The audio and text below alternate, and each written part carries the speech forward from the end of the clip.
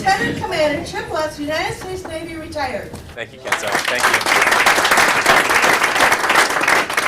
First, I just want to say thanks for having me here with you today. It's always a pleasure. I'm a big fan of Larry. Larry, I love to hear, whenever Larry speaks, I just love to hear Larry speak. He's got so much energy and so much excitement and is so passionate about what he does. It just, for me, it's always inspirational.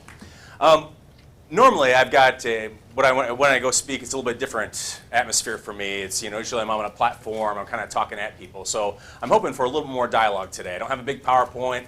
I'm just, hoping, for two things. One, to share some ideas with you, and hopefully you share some ideas with me. Because I think that, collaboratively, we know a whole lot more than any one person knows. To think that one person has a monopoly on all the information is ill-advised, that nobody has a monopoly on information, that each one of us in here have ideas and experiences that the whole can benefit from.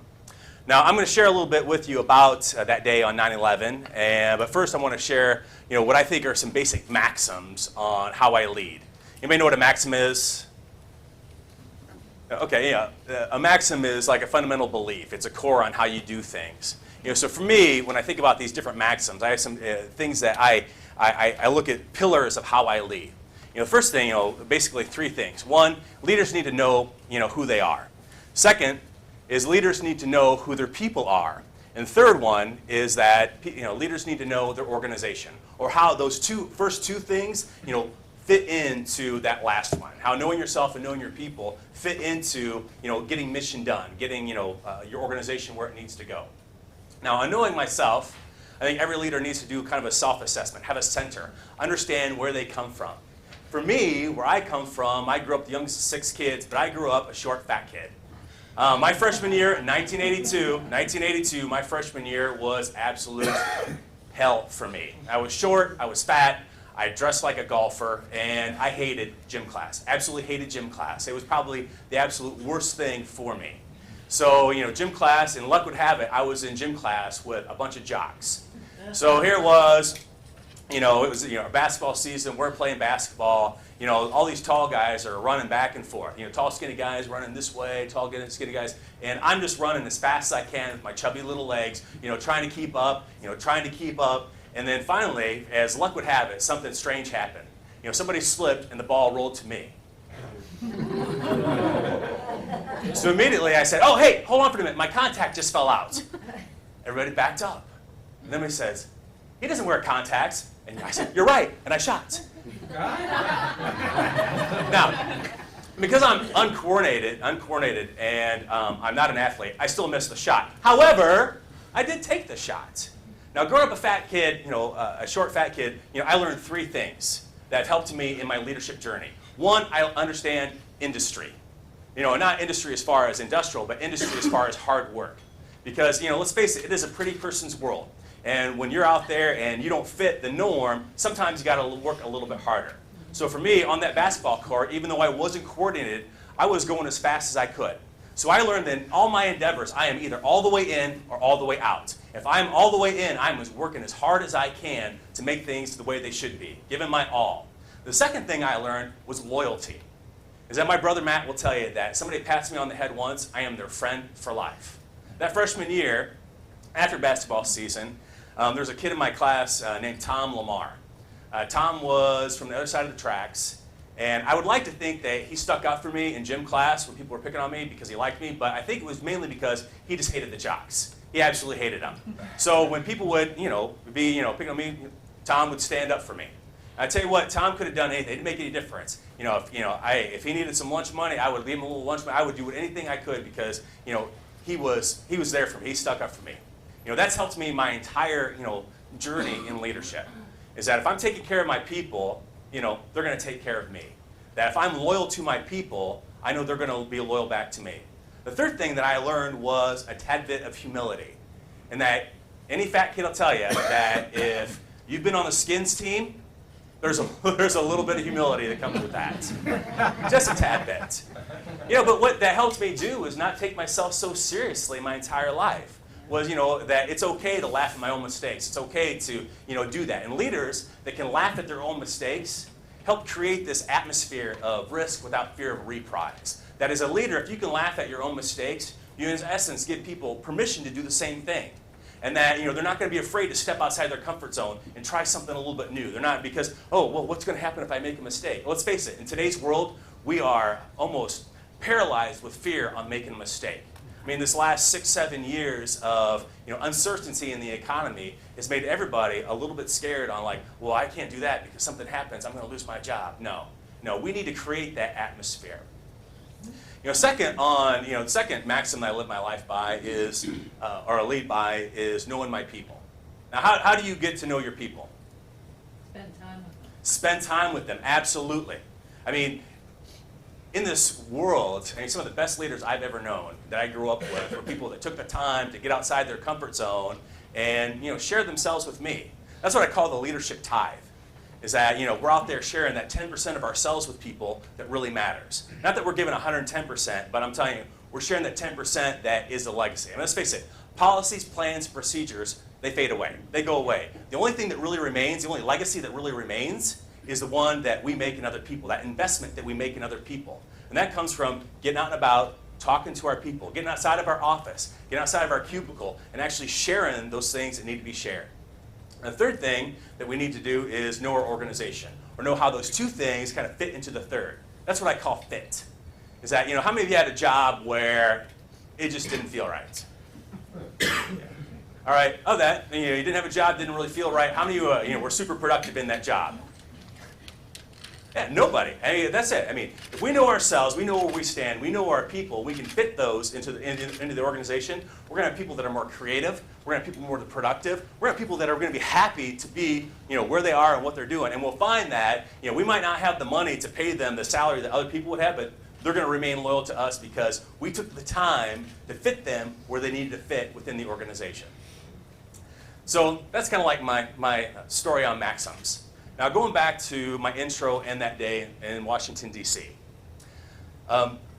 September 11th, 2001 in D.C. was actually a pretty gorgeous day. It was a cool, crisp autumn morning. It was, sun was shining, and about 7 o'clock, I was meeting with all my supervisors. I had 8 different divisions that I met with. I had 3 different police precincts that I was responsible for, and we were just having a high-five session. And we were just having a big slap on the back session because just the day before, on September 10th, President Bush had visited the Washington Navy Yard. And that was our premier base within the National Capital Region. And we had spent 3 months working side by side with Secret Service to make sure that everything went off like it was supposed to go off.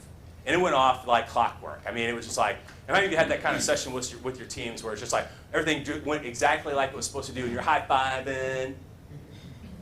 Okay, 2 of us. All right, good. Nice. Just 2 of us. It'll come. Anyway, we were having that kind of session, and we got done with our meeting, and I started walking up to see my boss, like I did every morning, because my boss always had a long and ponderous list of things for Chip to do. Because I think on the way to work, he just had nothing else to do. It was like, I should have Chip do this.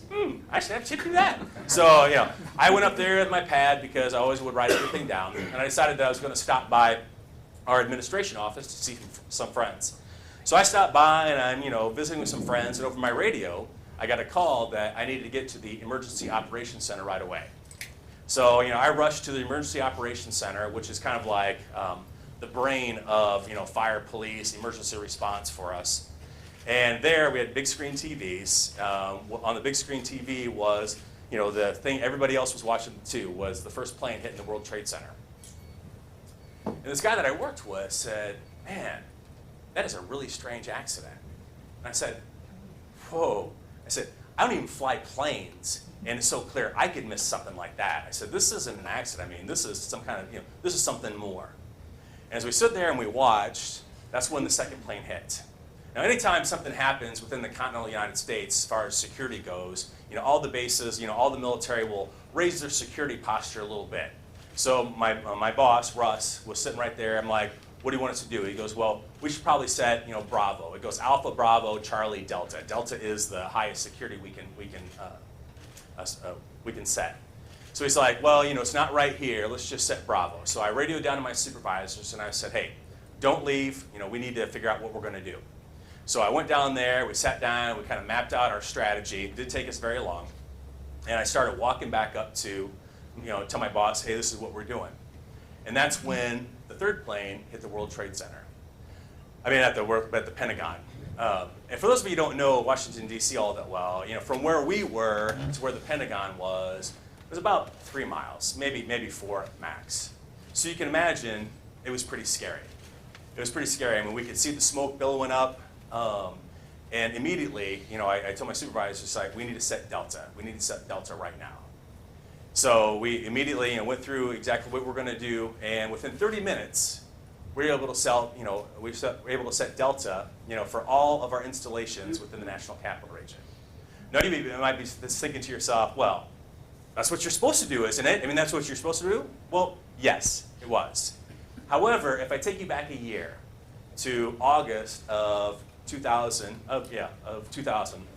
I had just taken over the security department because the actual director of security had passed away, and I didn't actually realize that Navy was an acronym for Never Again Volunteer Yourself. But I said to the boss, he's like, we need a director of security, and I'm not a security guy, but I was bored. I needed something to do. I said, I'll do it. So I'm an admin guy, I'm a personnel guy, I love HR, but I had no experience in police work. But I took on this journey.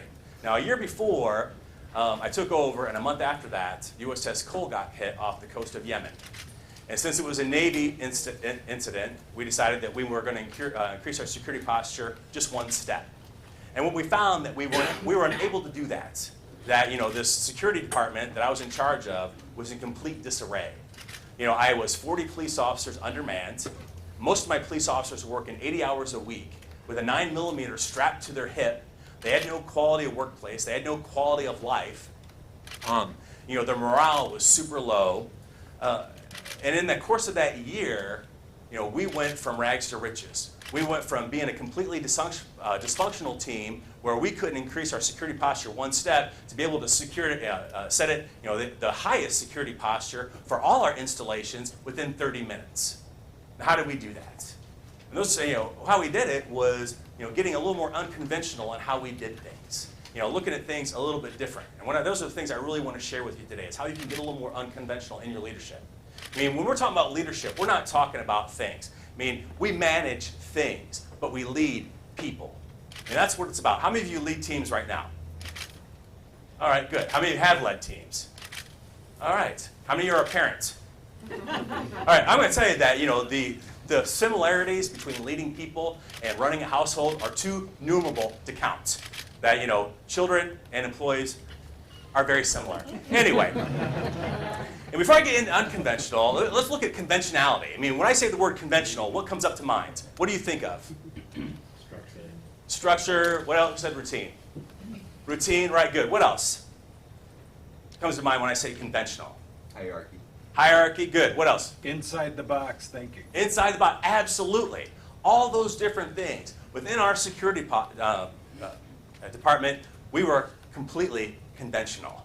Is that we looked at things, we were steeped in bureaucracy. We were steeped in, red tape. We were steeped in, well, we just always have done it that way. How many have lived that? I think at some point, all of us have lived that to some extent. Well, we can't do that. When we're looking at getting unconventional, we're not looking at, switching things up, completely. We're just trying to look at things a little bit different. You see, for me, getting unconventional and how I got to be a little more unconventional is that, and I will tell you this, that I think unconventionality is in the eye of the beholder. That what's unconventional to me might not be unconventional to you. And a lot of it depends on who we are and the confines within what we work. For me, within the federal government, I was pretty unconventional. I was pretty unconventional in how I looked at things. I was pretty unconventional in how I approached things. I was unconventional in that I had a sense of humor when I did it. Within your departments or your organizations, that might not be the case. That might just be the way things are, and that's okay. In getting unconventional, it comes down to 3 basic questions. 3 questions. The first question we need to ask ourselves is, what's going right? And for us, it's a little bit sometimes hard to see what's going right, isn't it? That we get in the flow of work. We get into the flow of how things are going. We get into the flow of that, the normalness of what we see and how we do things. And so all these other things, we tend as human beings to focus in on the negative. It doesn't make us bad people. It just makes us human beings. That's just the way we roll. We are I should say, predisposed to looking at the negative. But what I want you to think about right now is within your organizations, within your businesses, what's going right. Just take a second to think about that.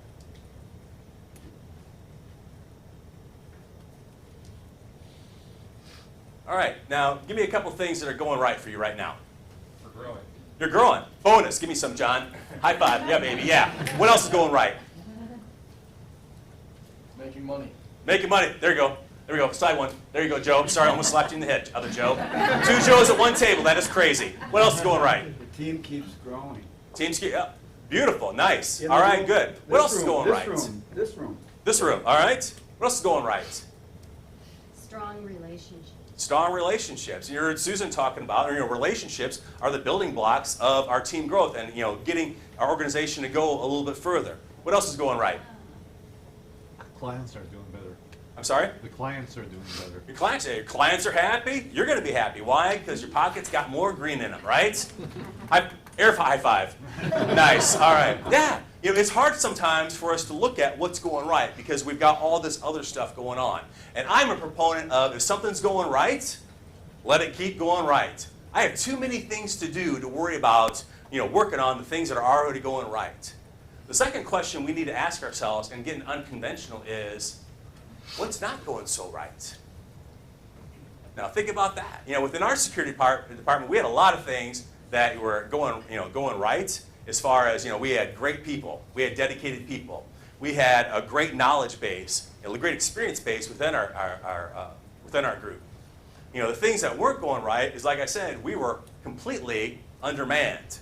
Is that, it was like monopoly on, getting quality people into the organization.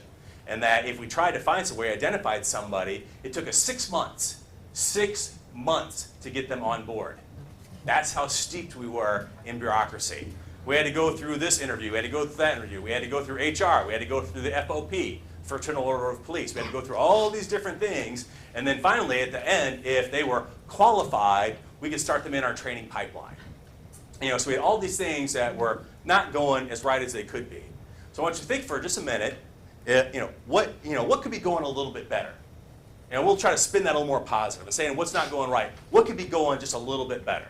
Think about that, maybe write down one or two things.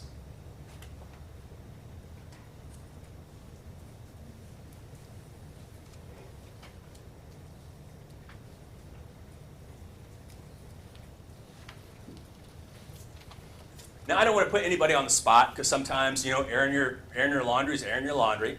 So it's all completely within the circle of trust here. But if you have something you want to share, what do you think, what for you could be going a little bit better? I'll share first. Within my business, things could be going better is I could get a little bit better at outbound sales calls. Not my forte. It's a little harder when you're selling yourself, isn't it? You're out there, like, hey, buy me, and that rejection's a little more personal. Like when I was in recruiting in the Navy, it was easy to sell the Navy. Easy to sell the Navy. Love the organization, can tell you exactly what they do. I could make a sailor out of any one of you in here. All right? Yes, Carrie, I know you're liking that. It's like, hey, I could be a sailor. So, what could be going a little bit better for you? Larry? Follow-up. Follow-up, all right. Follow up with clients and referral partners just on a timely fashion. All right, good. What else? I would hope to get a quicker decision. Okay. From some of the people that we've been talking to. Yeah, without being aggressive, right? Right. What Susan was saying. When she was saying being aggressive, the entire time I was thinking that, a cheer that you hear in high school, be aggressive, be aggressive. But I told her, I said, you should switch that, your cheer to be assertive, be assertive. Yeah. No, I just like cheerleaders. All right, so I'm self-disclosing here, people. I'm self-disclosing. All right, and right there, when we identify the things that could be going better, that's when we can start to look at the third thing is how can we do it a little bit differently? That's the third question, and the most critical in what we're looking at. And what we're doing here on getting unconventional. And I heard some things about, as far as like business-wise, the way we do things, but we're really looking at how we lead here. How we lead. How can I lead a little bit differently? How can I engage my team a little bit differently? And it comes down to, for me, 4 things. 4 things that can help us get to that, different, that unconventional way of doing things. The first thing that we can do, if we've already identified, what could be going a little bit better, and then we're looking at, how do we do a little bit differently. For me, what I like to do is use the power of not, the word not. Anytime you insert the word not in or out of an assertion, it changes the entire dynamic of that statement. Does it not? Doesn't it? Does it? Yeah, exactly. And give me a statement, any statement. Would you say, Eric, Chip is awesome? Yes, he is. Thank you. All right, high five. All right, let's change that statement and say, Chip is not awesome. He is not awesome. If he's not awesome, then what does it become? And this is what this helps us do, is that anytime we don't know something, anything is a possibility. Anytime we don't know, everything is a possibility. Think about that. Within our organization, like I said, it was hard to onboard people. It was hard to get people on there. It was constantly, well, we can't do that. We can't do that. And I would ask, Why not? absolutely, inserting the power of not. No, we can do that. So going back to my beginning maxims on something that, the middle one on how I, knew my people and how they fit in, is that because I was out and about, like I said, I had 3 different police precincts. I had 3 different shifts where people were on. I visited all the shifts all the time. I'd be there in the middle of the night. They'd never had a director of security that did that before. It was a little scary. Imagine you're on the midnight shift and the boss just shows up and I'm like, what's happening? And they're like, nothing. So, because I was out and about and I reviewed everybody's personnel records, what I found was one of my night sergeants up at the Naval Observatory, which is where the vice president lives, had been in the Navy. He had done 20 years, and he used to be a Navy recruiter. And knowing Navy recruiters, I gave Walt a call one day. I was like, Walt, how'd you like a special assignment? He's like, I don't know. How would I like a special assignment? I said, I think you'd like it a lot. I said, it is right within your skill set. And I invited him to my office the next day. I said, why don't you come on in and we can, talk about things. And what I offered Walt was an opportunity to get off night shift and work days. To work days, and his sole purpose was to recruit people. And I told him, I said, you don't need to be in the office every day. You don't need to, report, to me everything that you're doing. But when I ask you where we're at towards the goal, I want to know where we're at towards the goal. Like we had a delta, like I said, of 40 police officers. And if you imagine on shift work, that was a lot. It was costing us not only a piece of ourselves because our people were so overworked, it was costing us so much in overtime. Imagine people were working 40 hours plus another 40, and we were bankrupting. Well, I don't think we contributed that much to the national debt. However, we were bankrupt in our organization. Is that we were costing a lot. And so the thing that I got from the admiral that I worked for is that this needs to change. He says this is sucking money from every other aspect of the organization. We need to do something. So I told Walt, I said, whatever it is in the week, when I ask you where we're at, I want to know where we're at. And so I gave Walt free rein.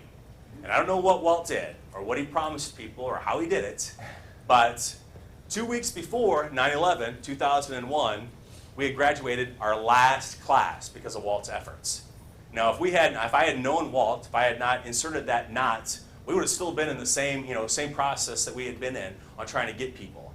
Walt was out and about, talking to every other agency in the National Capital Region, telling them that over there at the Navy Yard, the streets are lined with gold, and everybody gets a pocket full. Anyway, so the power of not can be very powerful in helping us get to unconventional. The second thing that we can do to get to unconventional is just where we alluded to over here a second ago, was to ask why. Why is it like that? Like for me, and I stated before, is that I'm not a security person. So everything was about why to me.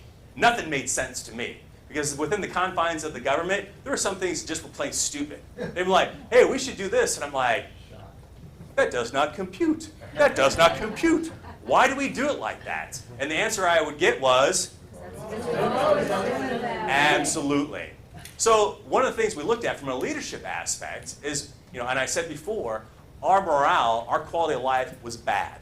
My people, our teams, they were highly qualified people. They were somewhat excited about what they did. They were just so worn down their morale was at an all-time low. So I asked my supervisors, why? Why is it like this? And we looked at a lot of different things. Certainly, because they were overworked. That was one thing. But another part was that my supervisors were stressed out as well. And that, if you don't know this, emotions are contagious. It's a process called emotional contagion. They pass from person to person, positive and negative. And I told my supervisors, we need to get a little more unconventional, not with our policies, not with our procedures, but with our attitudes. Is that if we want great attitudes from our people, it starts with us. It starts with us as leaders. That to me, there are two types of atmospheres out there. Well, let me share this first. Is that being an atmosphere, a positive atmosphere, this is one of the best compliments I ever got in the world of work. I was a young sailor. I was working in a squadron, with a plane squadron, and I was working for a particularly mean-hearted man. When I'm talking about mean, I'm not talking about kind of mean. I'm talking about spawn of Lucifer mean. I'm referring to the kind of person I used to think he would sit at home at night thinking of new ways to torture and humiliate me when he got to work the next day. Now, who's worked for somebody like that? Don't raise your hand if your boss is sitting next to you. All right. We've all worked for somebody like that. But here's the beautiful thing. The beautiful thing about the military is that if you don't like the person that you're working with, it's usually pretty short-lived. Either they're transferring or you're transferring so you can see the light at the end of the tunnel. So there it was my checkout date, and within the Navy, in order to leave and go someplace, you have a checkout sheet, you have to get it signed off. I saw the light at the end of the tunnel, and I was running for it as fast as I could. And he was the last person on my list. And so I went up to him, and I was like, a little bit of trepidation. I was like, hey, Chief, you signed my checkout sheet? He's like, well, yeah, Chip, I'll sign it for you, but I'm really going to miss you. I was like, what? He's like, well, I'm really going to miss you. I'm like, why are you going to miss me? He's like, well, you're more than a mere worker. I mean, you're a whole atmosphere. What? He's like, well, you just make the workplace a little bit better. And I don't know where you guys get your best ideas. I get my best ideas when I'm laying in bed. I'm kind of asleep. I'm not really asleep, and I'm mulling over the day's events. So that night, I was laying in bed, and I was mulling over the day's events, and I started thinking, I am an atmosphere. I mean, always had a smile on my face, a joke on the ready. But like I was alluding to before, there are two types of atmospheres we're going to come in contact with. Two types of atmospheres we can choose to be as leaders. The first type that I would like to refer to is that we can be carriers. Carriers are those kind of people that carry their negativity around like a disease, and they try to impact, they try to infect everybody they come into contact with. If they're having a bad day, you can bet they want you to have just as bad a day as they're having. And here's the sad thing, is that we all know one of these people, don't we? Absolutely. And sometimes we can't get away from them. We're tethered to them. We work with them or we live with them. And quite honestly, if you can't think who the carrier is in your life, it may be you. Anyway. The second type of person that we can choose to be as a leader is we can choose to be a converter. A converter is the kind of person that knows a few things. They know the secret about being positive. That, to make a difference, what's going on is that, we can be positive. They know the secret also that it's not enough for us just to have that happy talk. The happy talk is empty unless we do something about it. I mean, that's just the way it is. That we can have all the happy talk we want, but if we're not doing something about it, it's completely empty. Our people are going to be first to recognize that he's just giving us lip service. So we have to act as if we put a little emotion behind that emotion, so it really means something to us. And that's not going to help only help our people, that's going to help us as well. Is that there's a biochemical link between what we think, what we do, and how we feel. The science is showing just the mere fact of sitting up straight in our chairs, with our shoulders back and our head up, can actually improve our mood. Think about that. Think about that. You're having those bad days, all you have to do is straighten up. Maybe put a smile on your face. Change your own atmosphere in order to impact the atmosphere of somebody else, in order to convert that situation. Okay, go ahead, try it. Get the biggest smile you can on your face. There you go. Everybody get a smile on your face. There we go. John's like, I'm not smiling. No, I will not. I will not. I'm sitting between two Joes. I will not. I'm sorry, man. Give me something. He will give me a high five, though. All right, good. And so we went about the task of looking at, how do we become this atmosphere for our people? How do we impact our people in a positive way? Because it was always, and we were going through some major change within our organization. And major change comes with what? Major stress, does it not? So not only did we have the stress of, what was, with their working all that time with their 9mm on their hip and everything, we had the stress of change. So, I told them, I said, you need to get out there and you need to start sharing, pressing the flesh and sharing the positive story. sharing the positive story of the organization, of what's going right, of where we're going, how we're getting there. But also, in the meantime, sharing your personal story. I don't think anything converts a situation. Nothing makes more of a positive impact is when we share our stories. Stories are the cornerstone of an organization. They're the cornerstone of a relationship, but the cornerstone of an organization. It's how we shape our culture. It's how we transmit our culture from person to person. So I told them, I said, get out there and just, share the story about the organization. But, don't be scared about sharing your personal story. Going back to sharing that 10% of ourselves, that leadership tithe. And I had a couple people that it was just difficult for me to connect with. All my mainline supervisors. Because I was young, I was 30 years old, I was a lieutenant. Some of them had already retired from the Navy, retired from the military. So I had one guy working for me the same age as my dad. We're dynamic. So, sharing our story. So some of it was breaking down to, the basics of what we had in common. Some of those, like with him, the only thing that we had in common is that we both had kids. Both had kids. So I would start sharing, kid stories. I would ask him his advice on, hey, my daughters are, doing this. You remember that with your daughters? What do you do? And when I would do that and I would approach him, his natural tendency to, butt heads with me would kind of melt away. And then he would be more open to me talking about things. So I was able to change that atmosphere for us, be that converter, just by asking, at the very beginning, why? Why is it like this? How can we do it a little bit differently? How can we impact? And we saw an exponential increase in, people's morale. Morale is a difficult thing to, gauge. It's one of those intangibles that you just feel. You feel because, like I said, emotions are contagious. When you walk into a room and you feel the heaviness of the room, things are bad. But when you can walk into a room and people are having a good time and they're laughing and they're sharing their stories, something's going a little bit right. Let me stop for just a minute. Any questions on anything that I've hit so far? Yes, David. Atmosphere just struck me like a lightning bolt, and I love that. Your thing is to be the atmosphere you wish to experience? In a way, yes. If you want it from your people, you need to exhibit it. That's the long and the short of it. Whether it's atmosphere, work ethic, values. If you know where you're at, going back to one of my maxims, know who you are, you know what you value. You live and walk that every day, you can expect that your people are going to follow suit. But if you're walking one thing and talking another, your people are going to see that too, and they're going to follow suit. Absolutely. So if you want to see a great attitude, you've got to have a great attitude. If you're, and you work for those people, they walk in, they got a, sour look on their face, they walk into their office, they shut the door, what does that do to morale? Takes it down. Do you want to go talk to that person? No, yeah, sorry. She's like, I'm sorry, it's all good, yeah. I think another great way, and I'll just share this, is that, people like that don't need an open door policy. What they need, what I call, is a donut policy. Absolutely. Think about this, the power of the donut. It's got magical properties. It draws people out of their office. It encourages them to engage in conversation, and it makes the coffee taste better.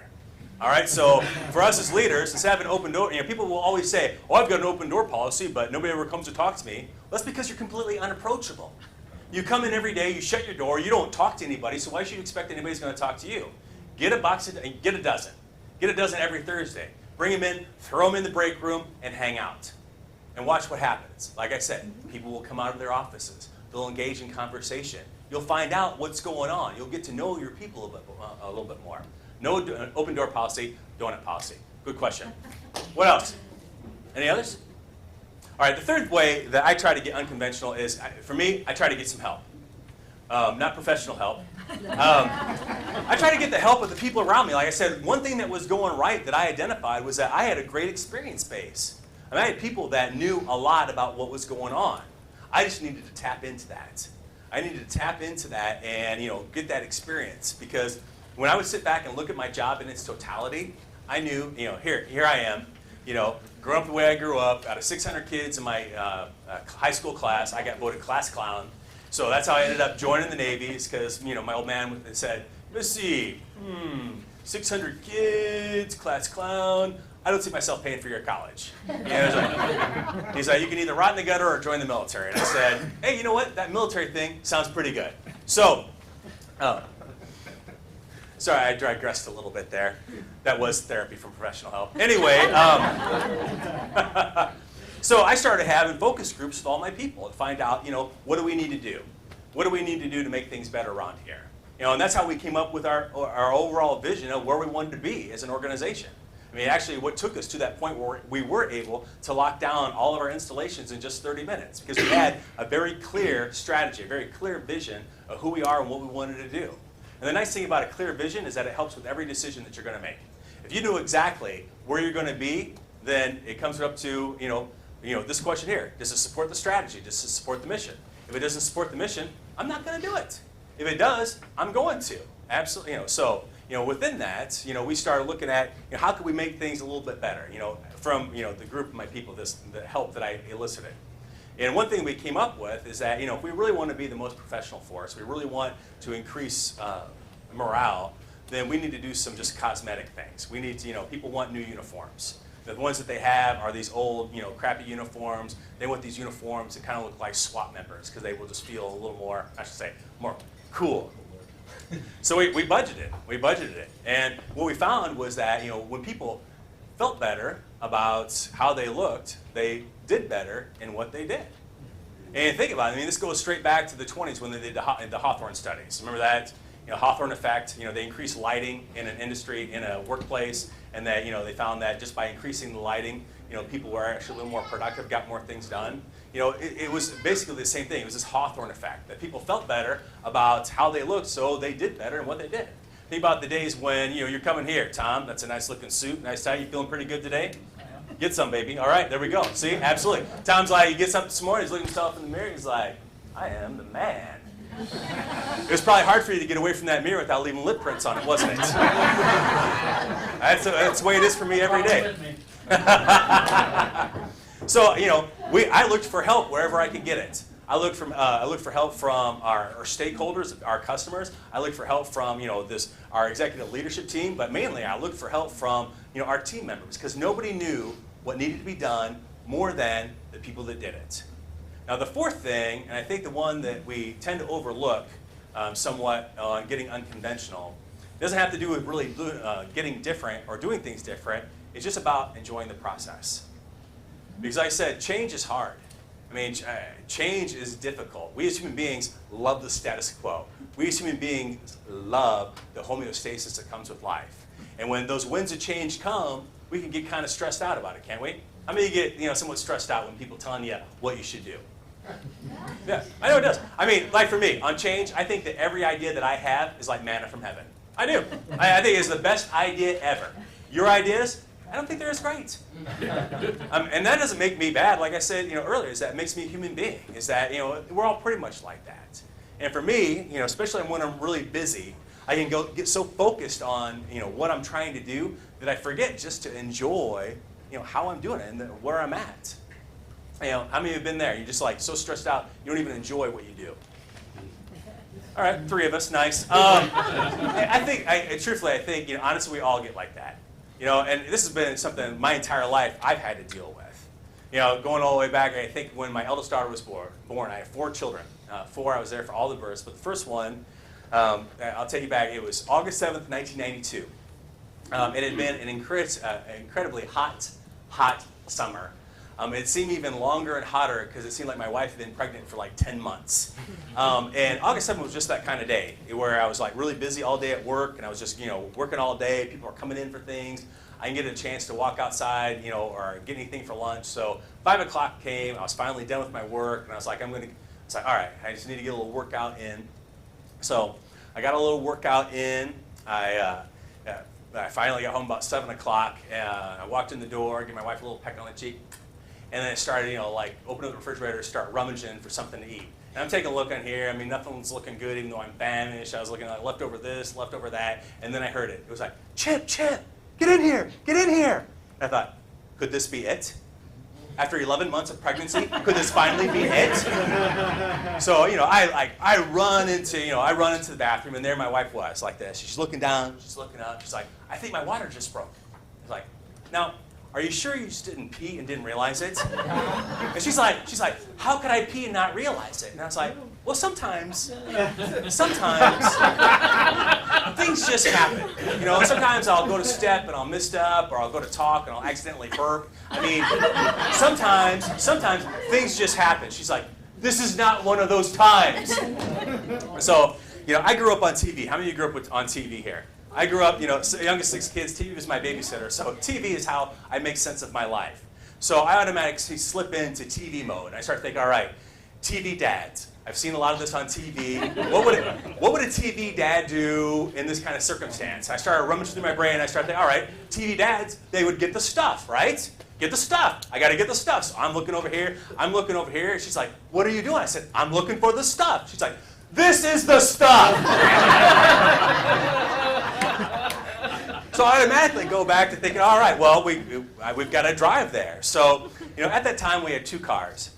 I had this small economy car, and then I had my Camaro. And my Camaro was black, had dark windows, chrome rims, and the interior was immaculate. So I grabbed a towel, I grabbed a comforter, I go put it on the seat. She's like, what are you doing?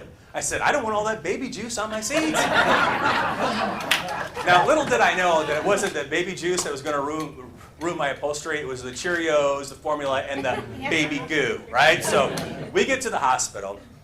And I automatically slip into mission mode. I mean, everybody knew what was going on but me. I mean, the doctor knew what was going on, the nurse knew what was going on, the custodian knew what was going on. I felt like the only person who had studied for a pop quiz. Everybody knew what was going on but me.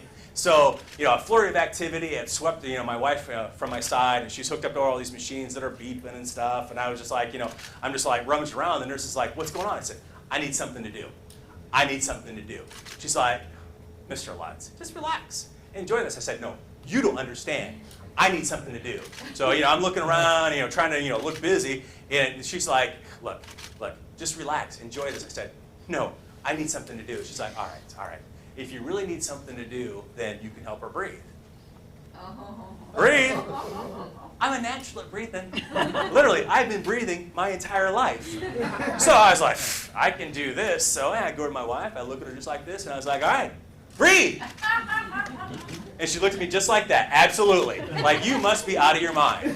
So I automatically slip back into mission mode. I'm like, give me something to do. I'm walking around, I'm fiddling with stuff, playing with stuff. I'm looking, and the nurse is like, Mr. Lutz, please relax. I'm like, no, I need something to do. She's like, all right, here, take this thing right here. If you need something to do, just rub her back. And I was like, all right, back rubbing. I know how to back rub. I've been back rubbing, well, not my entire life, but a long time. So I took that thing and I was like, I just worked her back. 9 o'clock, midnight, 2 a.m., 6 a.m., and then finally 8 a.m., 36 hours of not eating had hit me, and I was like completely delirious. I was sure that I saw like visions of hot dogs and hamburgers prancing down the hallway, taunting me with their songs of joy. And finally, at 10:30, the nurse is like, Mr. Lutz, are you okay? I'm like, I'm so hungry. She's like, well, she gets a lunch. Do you want it? Cha! So finally, about 11 o'clock, they rolled this lunch in. I had never seen anything that looked so delectable in my entire life. I mean, I'm just like consuming the entire thing. I was like, broth, hospital goo, and then finally, all that was left was this piece of chocolate cake. And out in the distance, I hear the nurse say, she's 10 centimeters, we can see the baby, get over here. And I thought, chocolate cake? See the baby. Chocolate cake? See the baby. Chocolate cake, and the nurse is like, just get over here, eat the cake! So I shoved the cake in my mouth, and I go over there, I'm like, Murr! And at 11:35, on August 8th, our eldest daughter was born. And my wife and I would both burst into tears of joy. It was just that kind of moment. But the nurse her words just resonated with me, that eat the cake. I mean, I ate the cake, but I didn't really enjoy the cake. It was more like a mission thing. It was just something I had to do. The real cake of that day was my daughter being born. But I was so focused on needing something to do. I was so focused on, having this thing that I need to keep busy with that I didn't enjoy that moment. I mean, how about you? I mean, how often does that happen to you? I mean, you're so busy with these things that you forget to just eat the cake. You forget to enjoy that moment. I mean, the same thing goes when we're going through changes at work. We have all these things. I mean, we should be enjoying what we're doing. We should be enjoying the people that we're with. We should be enjoying all these different things, but we just forget. We forget because we're too busy. And my challenge to you is to try to enjoy that process and eat the cake. getting down to being unconventional. I shared a lot of things with you. I shared with you, on the big questions, looking what's going right, what's looking wrong, how do you get there, being a little bit different. By inserting a knot, asking the why, getting some help, and then just enjoying that process. For me, being unconventional in a world of conventionality is kind of like being a willow tree. Why don't you think about a willow with me for a minute? We've got our trunk, that's our core. We know who we are, we know what we're about, our roots run deep, but when the winds of change come, our branches don't break like the oak tree. We're able to sway up top a little bit. Sway with me a little bit, sway. Yeah, it feels good, yeah, baby, yeah. It feels good. I'm not talking about changing who you are on getting unconventional. I'm talking about just changing a few things. And there's things that we can do every day to, get it, just think a little more unconventionally so we're not so steeped in the status quo. We're not so steeped in how we do things around here. I want to leave you, well, let me ask, any questions before we go? Before I wrap up, any questions on anything? I have a question. Yes, Lawrence. What does CLO stand for, Mr. Chief. Fellowship? Chief Laughing Officer. I like it. Thank you. Any other questions? Behind you. Oh, Kathy Shine. One quick question for you. Step number 3 on the 4 things, getting help with people around you. What happens if they're already so overwhelmed you don't have people around you? But then look outside that. And what we're talking about, is that there's some things that you're going to have to do on your own. So with my people, if they weren't around, I have other people that I talk to about how, so I can see things a little bit differently. I'm not talking about, helping me do the task so much as helping me see it a little bit differently. So I have like a trusted, almost like a personal board of directors of people that I talk to in my life about things, because I am sometimes we get so close to an issue, we have trouble seeing the issue differently. So I will talk to other people about that issue so I can see it a little bit differently. Does that make sense? Did I answer your question? Thank you, Kathy Shine, for that well thought out question. Any others? Yes, sir. If you're willing to say, what was your hardest thing to deal with on 9/11? It was bittersweet in that we were really proud as a team that we were able to lock down all of our bases within 30 minutes because we had never done anything like that before. And so it was a sense of accomplishment in a really crappy situation. What we really weren't prepared for was the aftermath. Is that the president said business as usual, and normally when you set Delta, it's kind of like our Roach Motel. Things come out, but they don't go. Come in, but they don't go out. So we lock everything down. Nobody can come in or out. And so now it was business as usual. We had to let people in and out, and we didn't know how to do that. And so we lived at work. Well, I lived at work for a good week. I just had my wife bring me clean underwear. That's right. I'm not trying to gross you out. It's just anyway. Is that and so we weren't in. It was such a heavy thing that for me it was one of the few times in my life that I actually lost my sense of humor. So it was that kind of situation. But I got it back via mail order. Any other questions? I want to leave you two words. Can and will. 2 words that we use sometimes interchangeably, but 2 words that are completely different. All right, there are a lot of things that I can do as a leader. A lot of things I can do. I can look at things a little bit differently. I can ask why. I can insert a knot. I can enjoy the process. The question really is, will I? Will I, as a leader, do the things that I need to do to get out of what I'm doing and do something a little bit different? And my charge to you is, ask yourself, will you? I want to thank you for letting me spend a little bit of time with you here today. I really enjoyed myself. Thank you, Larry. Thank you, good day. Give it up.